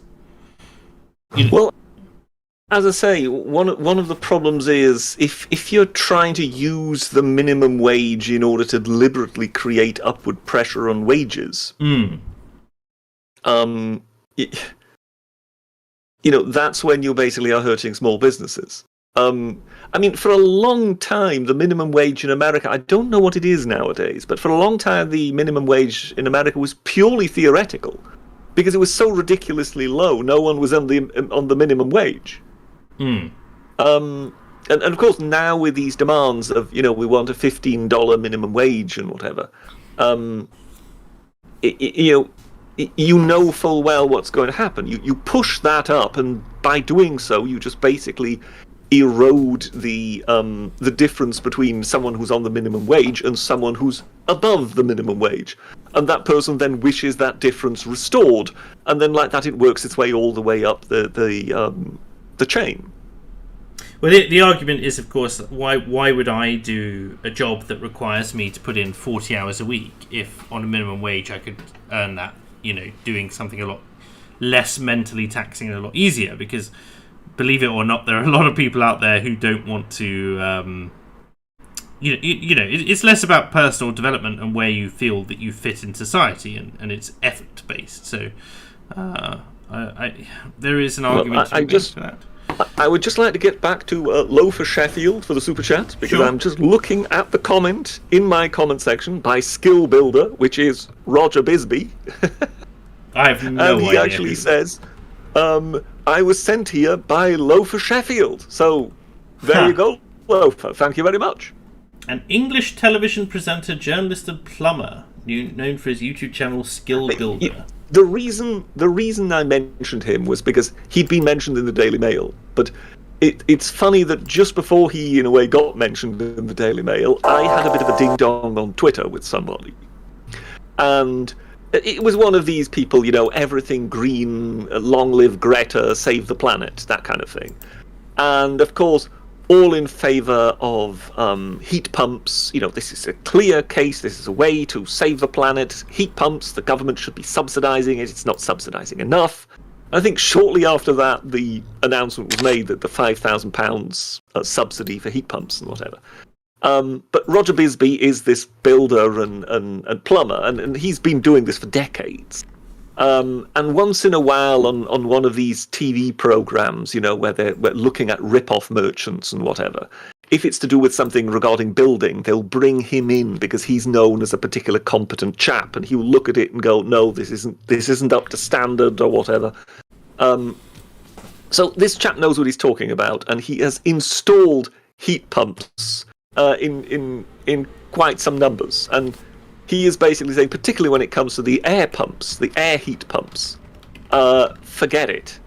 If you're using an air heat pump on a fairly old building and you're feeding radiators with that, you're in for a complete nightmare. And he is saying what he is predicting here is a mis-selling scandal, just like with pensions and all sorts of things. Basically, the government is putting this massive amount of money out there and saying, okay, fine, we'll pay for these, we'll subsidize these heat pumps. So now all these companies are going to see, okay, how do we get our hands on some of this pot? And they will now someone's going to clip you. How can we get our hands on some of this pot? It's going to get taken out of context. Pass the Dutchy panny. Yes. No, and they will, and they're basically what you get is another mis-selling scandal. But people who don't necessarily know that much about installation or whatever just go around, promise you the earth, these heat pumps, they're going to solve everything, which of course chimes with the government subsidizing it. And I think in one of his videos he's even saying, if it would work, why would it need to be subsidized? And he's basically said there is a major problem here. And what I highlighted was, okay, so I mentioned this to this, green, save the world, glue yourself to the road person, and it was just dismissed. Oh well, no, I take my advice from authoritative sources, like here is a UN study, here is a PDF by God. And I said, no, you really don't seem to get it. This is a guy who's actually installed them. Yes, it's not some random Twitter expert. He is the working class bloke who actually knows what he's talking about. Here is somebody who's hands-on, a grafter. Here is somebody who's actually done this. This isn't some academic piffle. Here is somebody saying, I have actually got practical experience in this field, and I'm sorry, I would like it to work, but it doesn't work. Yeah. And that's why the Daily Mail then picked him up and said, okay, Roger Bisbee, the guy who's been on television or whatever, just says, this thing doesn't work. You can't start putting this and lots of houses because it just won't get warm enough. No. And, it's when you're looking at a society that is more and more and more just looking towards ever more academic tripe. I mean, that's why we end up with, conscious bias, unconscious bias training and God only knows what else, is we've moved away from the common sense of a way of the working classes who say, okay, we know how this works, and yeah, well, it's not even common sense. You can come up with no matter of graph. You can come up with no matter of graphs and statistics. It still won't work. It's not even common sense, Richard. They are the experts in physical field. Like this isn't. I use the example. If I am in a war zone, I don't want to know the report that suggests how I am least likely to get shot. I don't need statistics on that. I want a veteran on the ground to tell me where to keep my head down. Yes, the person who knows. Through practical experience. Yes, it's this chap hasn't got any letters behind his name, but he knows. Amazing. Right. Hagnar the Viking has sent in another $100 because apparently he's got money to burn. Thank you so much, What Hagnar. Hagnar? Elon. Let's agree on this. It's Elon. We all know it's Elon. He says, if I was Elon, Germany would have been glass by now. So there you go. What you're saying is there is the possibility of one of your missiles going astray. No, SpaceX is just actually an ICBM program. That's yes, yeah. And It all makes perfect sense now. Vixter, who's been a member for 9 months. Thank you so much for 9 months, Vix. It's really been a pleasure to have you here. I don't know if you've been around for just 9 months or if you've been around longer, but they say, congratulations, you've had a baby with the channel. They've got a celebration face and a heart, and it says, FAU, keeping me entertained, informed and laughing during these mad times. Tongue out. Thank you all. Double kiss. Thank you so much, Vix. Your support means really the world. It's lovely. Vix also goes back and has been making her way through the entire back catalogue of Fake Accents Unite and leaving a comment, as I understand it, on almost every stream. And I think it's fantastic. So I'm really glad that we can bring some joy to your life.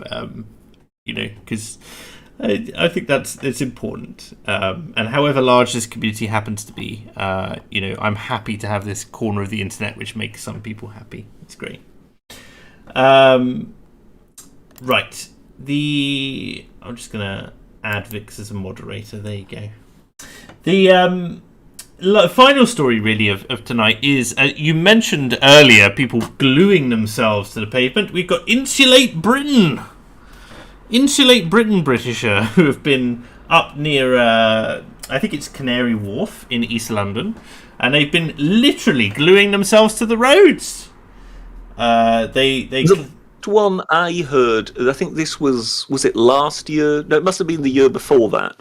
We all missed some of reality, didn't we, with the whole COVID thing?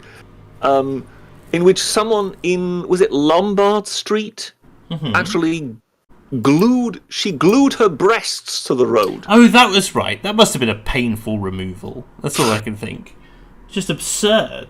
So this was in Limehouse, which for those people who are in the know is sort of like just east of central London. The police have arrested 52 people.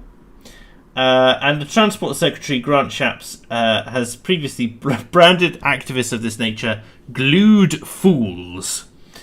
They have blocked roads so far for 14 days over 5 weeks from all the way through to the 14th of October. And they've been gluing their hands to the carriageway to increase the length of time it takes to remove them. So...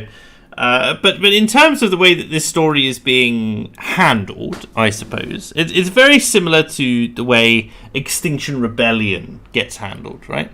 So, very soft glove, I suppose. Like if this is a really small protest, they relatively speaking, right? It's 52 people causing a problem. But they're being arrested. This is not their first protest, so they're also being released.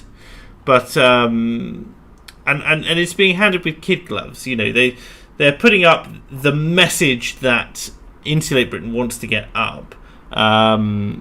Sort of, not unbiasedly. Unbiased is the wrong word. Like, it's not even pro. It's just not. But take a statement like this, right? The BBC says, as she was unglued, like they're framed as the victims. As she was unglued, one woman said she was in agony. Members of the public approached the protesters, some saying they were doing a good job. One of the protesters said she'd been arrested 14 times for her involvement in demonstrations. Do you see how the language of this is framed in, like, that's an accolade to these people? Yes. Right? There's no condemnation. There was, like, that phrase at the beginning where the Transport Secretary branded them such and such. But that branding is, like, toothless in effect, because nobody likes the Transport Secretary. He's not on public television. Nobody knows about him. No one's really talking about this. But you've got this kind of like, oh, it hurt to be unglued from the road which I was causing a problem on. Some people said we were doing a good job, but they haven't given any voice to the people who said fuck off, basically. I always find this ungluing so remarkable. So basically, you go there with some super glue, and then you just glue yourself to the road, just assuming that everybody else will kind of play by the rules. You know, no one will get out of their car with a set of golf clubs and say, "Okay, you can't get away now, can you? You silly fool."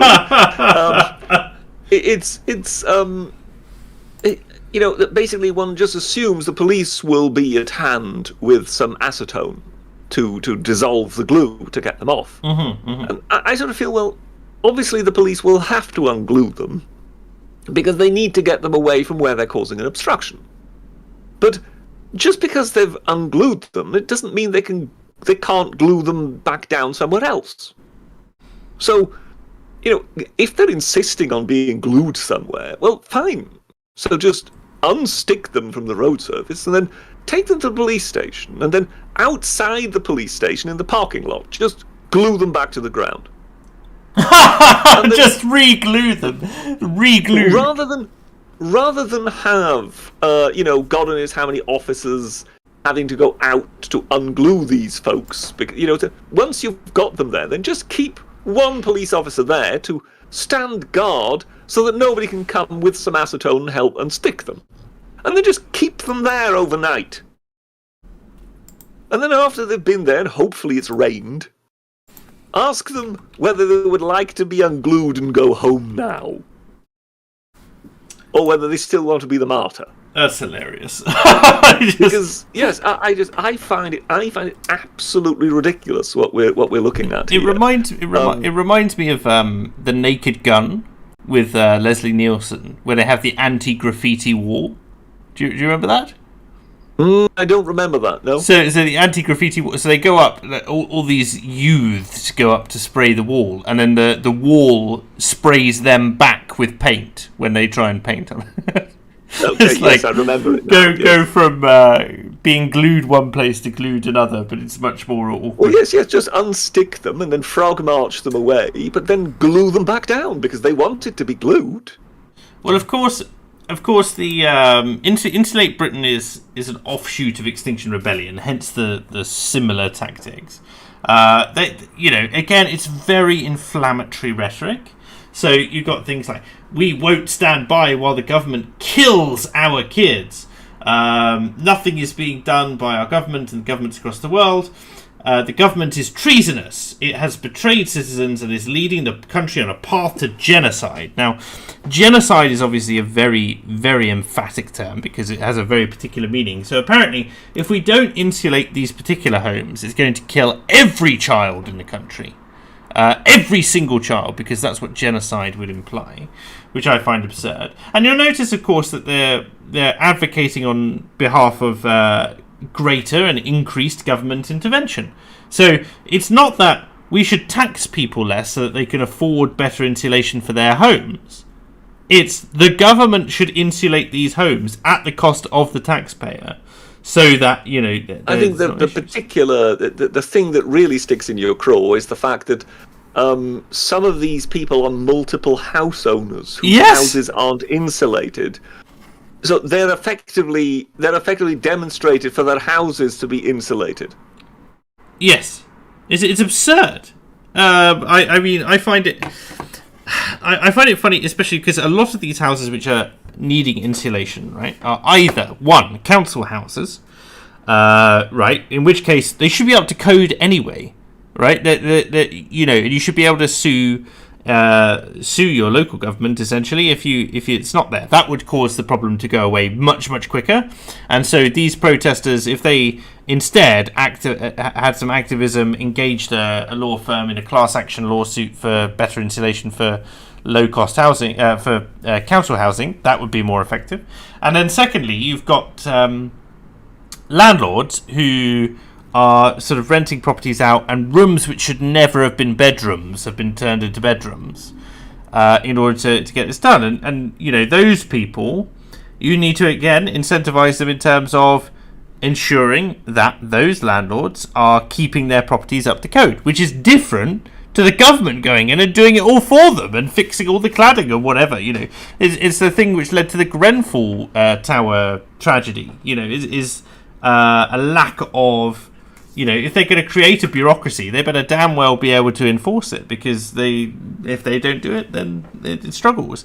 Not to mention that there are going to be older homes which have sort of, you know, which are warmed by other means other than insulation. You know, like take wood burners and that sort of thing, which Insulate Britain are also out of favour with, because they're an offshoot of Extinction Rebellion. They think, you know, you shouldn't have to have an open fire or a wood-burning stove or whatever it happens to be, because that's carbon emissions, and that's a chopped down tree. Yeah, that's a so because it's a chopped down tree, that's carbon. So nothing that is carbon should in any way be burned ever. So even though we are planting forests in order to actually have trees that we can chop down to provide logs, no, that's not sufficient. Well, it's so much of a scam. Like, and it also depends on like what period the property is from. I can see now, yeah, actually, Loafer Sheffield says external cladding on old Victorian homes with no cavity walls are a scam too. I've seen things like blocking gas air bricks. Carbon monoxide is also a killer. You know, you need to be really careful with a lot of these properties in the way in which you insulate them. And Ashra Gunn says, my nan had her home insulated. It takes longer to warm up during the winter, and it's harder to cool down during the summer. It does the exact opposite of what's required. And there are all these different trade-offs. But no, these activists who are causing so much of an issue. I think someone was so irritated, he tied a protester using his own flag, or his own, like, he was wearing a flag as a scarf, and he tied that flag to a barrier or something like that, so you couldn't move. One of the really odd things I saw, I think that this was on the BBC, I think, was a lorry driver just basically got up, and these people weren't glued to the surface. So basically, these were just people who were sitting down. So this lorry driver just got out, came up to them, and then just grabbed them sort of under the arms, and then just dragged them off the street. Then just got the next one, dragged them off the street. This was a burly fella, you know. And of course, I think some old fogey wanted to get back on the street, and you know, was told by somebody else, "Look, just stay off." But these shots of him dragging people off the street. Oh, and you know, these ugly scenes. This was the BBC narration, and I went, ugly scenes? I mean, he's not doing them any violence. He's just dragging them off the street, as in, you're in the way of my truck. Get out of the way. No, we want to save the planet. Fine. So he gets out, drags them off the street. How is this an ugly scene? If he would have started beating them, it would have been an ugly scene. Yeah, there's some complaints in chat, for instance, which says, you know, I don't think you can dismiss physical domicile improvements such as insulation as political hustle.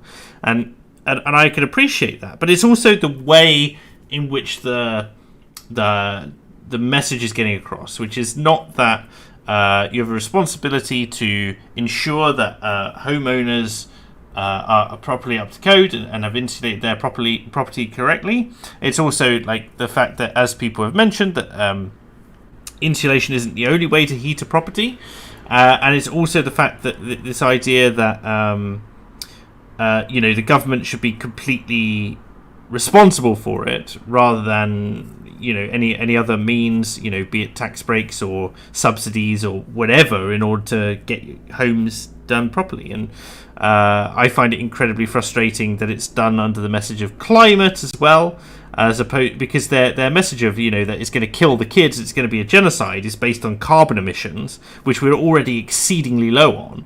We have more trees in Britain today than there were 40 years ago. And the idea, you're not a radical if you're pushing on an open door, if I'm honest. Like, our country's doing quite a lot when it comes to reducing carbon and investing in green technology and that sort of thing. And so I find it very frustrating anyway. Do you have any final thoughts on the whole issue, Britisher? Any final comments? I mean, I think we're all sort of frustrated to the high gills with this. It's precisely the amounts. It's also the fact that we're looking at these shams whereby, for example, the West has just basically outsourced all its industry to places like China or India or whatever, and is now basically saying, "Oh well, we've completely decarbonized," and you just go, "Well, it shows that this in a way is sort of certain amount of trickery." At the same time, yes, I'm still far from convinced about the whole climate thing. But yeah, what shall we do? We just keep going round and round in circles on this one. There we go. But there is one thing, because we seem to be coming to a close by the sound of your voice. That there's one thing I mentioned in the week that was that I think nonetheless is worth mentioning here, because it's one of those rare things, and that is good news. Okay. Do you remember Jessica Yaniv? Oh, sweet Jesus! Yes, I remember Jonathan Yaniv. Yes. This goes a while back, doesn't it? Yeah, so I think this was the trans person of the moment. What, 2 years ago, something like that. They went to a series of particularly Asian beauty parlors and asked for Brazilian, basically, and then when they were refused service by 4 separate parlors, they sued them all. That was the thing. Yes. Right, and they're pre-op. That lawsuit has just been lost. Hooray! So these are just 2 lines from my script of the week that was. Well, the tribunal just gave this Yaniv person the heave-ho. Go on. One was judged to have filed complaints for improper purposes. One's testimony was deemed disingenuous, self-serving and evasive, and argumentative as well as contradictory. Amazing. So, yes, that's the end of that by the sound of it. Well, as in, would you please clear off? And what is it? There was also this beautiful wording they chose, whereby they said beauticians should not be compelled to touch male genitals, irrespective of how the owner of the genitals identifies. That's fantastic. Oh, that's great. I love that. That's a positive ending. So once in a while, the right thing does happen. It's yes, it's an idea. It's an idea worth holding on to. Marvelous. And on that note, on that positive note, I will add, it is time to end. But thank you ever so much to everyone for tuning in. I think it's been a really successful show, one of my favourites in recent times. Thanks ever so much to the Britisher, of course, for suffering through the week's news and other anecdotes with me. Thank you for being here. Oh well, glad to be here. And yes, thank you to everyone who super chatted in and supported the show. And I hope that you all have a fantastic week ahead. If you haven't already, do check out the basket weavers at unpopular.academy/basket weaving, and let me know if you can get a group running. I will try my best to help you out. And we'll see you next time, next Monday. Have a great week, everyone. Take care.